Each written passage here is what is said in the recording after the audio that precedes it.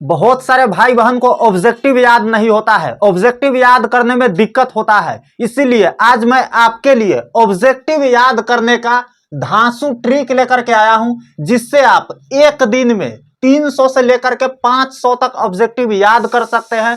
और यकीन मानो ये 100% प्रूवन है। लास्ट में मैं आपको प्रूफ भी दिखाऊंगा कि क्या सच में ये ट्रिक काम करता है। और मैंने खुद इस ट्रिक को अपनाया था और पिछले साल बहुत सारे भाई बहन स्टूडेंट एग्जाम दिए थे और सारा का सारा स्टूडेंट इसी ट्रिक को अपना करके 50 में 50 ऑब्जेक्टिव सही टिक किए हैं। ठीक है, तो क्या है ट्रिक, सारा कुछ समझेंगे हम लोग। शुरू से लेकर के अंत तक इस वीडियो में बने रहिए, एक एक चीज सिखा देंगे। उसके बाद ऑब्जेक्टिव आपके लिए याद करना चुटकी बजाने का खेल हो जाएगा। ठीक है, तो पहला टिप्स है हमारा, देखो यहाँ पे टिप्स 5 है। ठीक है, ये पांचों के पांचों क्या है, धांसू टिप्स है। इसको अगर आप अपनाते हो तो यकीन मानो बिल्कुल याद कर सकते हो, 500 तक ऑब्जेक्टिव आप आराम से याद कर लोगे। ठीक है, पहला टिप्स है हमारा ओनली समाप्त चैप्टर्स का ऑब्जेक्टिव।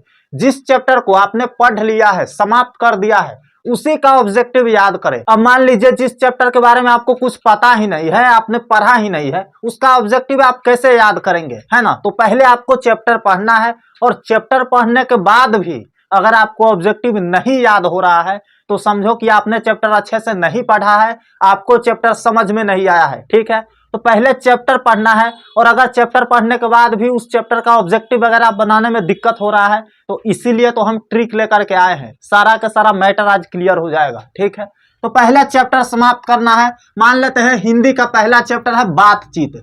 ठीक है, अब बातचीत चैप्टर में 40 से 45 ऑब्जेक्टिव बनता है। ठीक है, और 40 से 45 को ऑब्जेक्टिव आप बना ले रहे हैं तो बहुत अच्छा, नहीं बन रहा है तो ट्रिक से आप बना लेंगे। ठीक है, दूसरा टिप्स है हमारा डिवाइड इनटू ए स्मॉल पार्ट। अब एक के बार में 40 से 45 को ऑब्जेक्टिव है। इसी तरह सारा सब्जेक्ट में फिजिक्स का पहला चैप्टर है इलेक्ट्रिक चार्ज एंड फील्ड, अब उसमें भी ऑब्जेक्टिव है 40-50 को, तो एक के बार में सारा याद नहीं करना है, उसको स्मॉल पार्ट में डिवाइड कर देना है। कि जैसे मान लेते हैं 40 को ऑब्जेक्टिव है, टोटल कितना है, 40 को टोटल ऑब्जेक्टिव है, तो पहले हम 1 से लेकर के 20 तक याद करेंगे।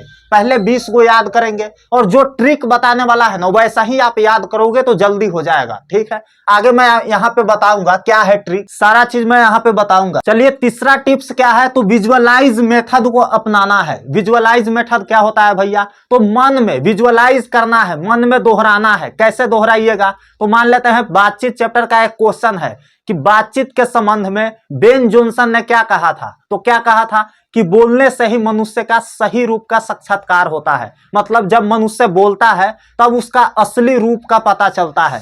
तो मन में दोहराना है कि अच्छा बोलेगा आदमी तब असली रूप का पता चलेगा। कौन कहा था, बेन जॉनसन जी कहा था। तो ऐसे करके दोहराना है। अगर आप ऐसे विजुअलाइज करोगे ना, मेमोरी में बार बार दोहराओगे तो वो चीजें लंबा समय तक याद रहेगा और उसको आप भूलेंगे नहीं और रटने का जरूरत नहीं पड़ेगा।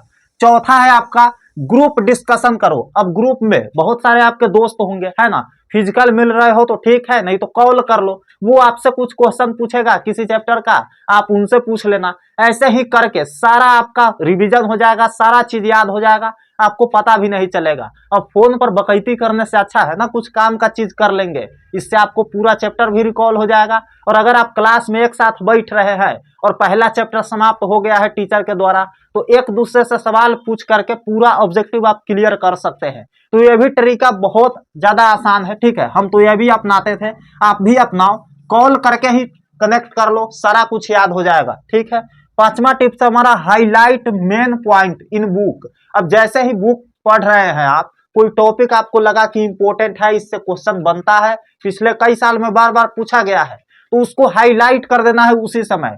फिर दोबारा आप जब भी बुक को पलटेंगे तो हाईलाइट पर आपका नजर जाएगा और वहां आपको चीजें वहीं पे याद हो जाएगा। और जैसे ही आप ऑब्जेक्टिव में बढ़ोगे उसी चैप्टर का, तो आपको वहां पर भी वो ऑब्जेक्टिव पूछा रहेगा। ठीक है, क्योंकि आपने इंपॉर्टेंट चीज को हाईलाइट किया है तो आपको पहले से ही याद है, तो उसको याद करने का जरूरत नहीं पड़ेगा। तो ये चीजें था कुछ मेन पॉइंट। अब हम आते हैं ट्रिक क्या है भैया, कैसे हम सेल्फ क्विज करेंगे। तो यहाँ पर देखिए मान लेते हैं क्वेश्चन है बातचीत चैप्टर से ही, बाल कृष्ण भट्ट के पिता पेशे से क्या थे? व्यापारी थे। अब इसका सही उत्तर क्या हो गया? व्यापारी, मतलब ऑप्शन सी इसका सही है। अब देखो सेल्फ क्विज कैसे करेंगे, तो इसी का अपनाएंगे इसमें। जैसे मान लेते हैं 1 से लेकर के हम 10 तक नंबर दे दिए हैं, आप 20 तक दे सकते हैं, जितना आपको मन करे उतना दे दीजिए। अब रिवाइज कैसे करना है, तो देखो पहला के जो आंसर था वो सी था, तो यहाँ पहला के आंसर के सामने सी लिखना है। क्या लिखना है? सी लिखना है। ऐसे ही आंसर को एक हाथ से ऐसे झांक देना है, ठीक है, और उत्तर को अपने मन से लिखते चले जाना है। जहां से भी आप प्रैक्टिस कर रहे हैं, गेस पेपर, क्वेश्चन बैंक, कहीं से भी आप कर रहे हैं, उत्तर को ऐसे झांप देना है और सिर्फ क्वेश्चन को पढ़ना है, ठीक है, और इसमें लिखते जाना है, डी लिखते जाना है, सी लिखते जाना है। उसके बाद आपको वहां से मिलाना है, उत्तर को आप मिलाइएगा और देखिएगा कितना सही हुआ। मान लेते हैं पहला सही है हमारा, दूसरा सही है, तीसरा के गलत हो गया। यहां पर होना चाहिए था ए, हम लिखे क्या थे? सी लिखे थे, तो गलत हो गया। तो अब तीसरा को जा करके देखेंगे, तीसरा का सही आंसर क्या है। ऐसे ही मान लेते हैं कि इसमें ए, बी, सी, डी, उसके बाद फिर ए, उसके बाद सी, उसके बाद डी, ऐसे सारा लिख दिए। मान लेते हैं इसमें 2 ही गलत हुआ, तो हमारा नजर कहाँ जाएगा? 2 पर जाएगा, और 2 का जा करके देखेंगे कि सही उत्तर क्या है, और वहां से दोनों याद कर लेंगे। अब सारा देखने का जरूरत नहीं है। तो अगर आप ऐसे करेंगे, मतलब देखो 2 गलत होने का मतलब क्या है कि सारा आपको याद है, सिर्फ यही 2 में प्रॉब्लम आया है। तो इस 2 को फिक्स करेंगे, इस 2 प्रॉब्लम को फिक्स करेंगे यहाँ पे। तो इस 2 प्रॉब्लम को आप फिक्स कर लिए तो पहला चैप्टर आपका समाप्त हो गया। तो ऐसे आप प्रॉब्लम पर फोकस डालिएगा ना, तो जल्दी चीजें क्लियर होगा और ज्यादा ऑब्जेक्टिव आप याद कर पाइएगा। ये सब को देखने का जरूरत नहीं है, क्योंकि ये सब आपने ऑलरेडी सही मार चुके हैं। तो अगर आप इस ट्रिक को अपनाइएगा ना, तो 300 से 500 ऑब्जेक्टिव आराम से आप एक दिन में याद कर लीजिएगा, सारा सब्जेक्ट का मिला करके, ठीक है। इस तरीका को बहुत सारे स्टूडेंट अपनाया है, हम खुद अपनाते थे, तो बेहतरीन तरीका है, आप भी अपनाइए। 100% मैं गारंटी देता हूं आपको बहुत सारा ऑब्जेक्टिव बहुत कम समय में याद हो जाएगा। तो ये था ट्रिक। अगर आप जानना चाहते हैं कि ऑब्जेक्टिव के लिए कौन सा गेस पेपर है जो बेस्ट है क्लास 12 के लिए, बिहार बोर्ड के लिए, 2026 के लिए, तो आप मेरा ये वाला वीडियो देख लीजिए। इसमें मैंने डिटेल्स में बताया है कि 2026 में जो एग्जाम होगा उसमें सारा का सारा ऑब्जेक्टिव कहां से आएगा। तो इस वीडियो पर क्लिक कीजिए और इसको देखिए। मिलते हैं आपसे अगले वीडियो में, तब तक के लिए love you all and bye bye.